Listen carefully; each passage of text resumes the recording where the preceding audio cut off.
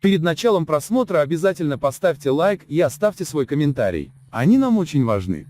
Общественная организация Кёи-Какара при поддержке Фонда народонаселения ООН, АНФА и посольство Великобритании на этой неделе запустили в Туркменистане горячую линию по вопросам репродуктивного здоровья. Пользователи горячей линии на условиях анонимности смогут воспользоваться консультационными услугами по репродуктивным правам, существующим услугам в области репродуктивного здоровья и общие консультации по вопросам здоровья. Любой желающий сможет получить бесплатную консультацию экспертов по планированию здоровой семьи, безопасной беременности, благополучным родам и семейно-бытовым вопросам. В службу поддержки можно обратиться по телефону 9 931 222 93 89 с 10 часов ровно до 16 часов ровно с понедельника по пятницу.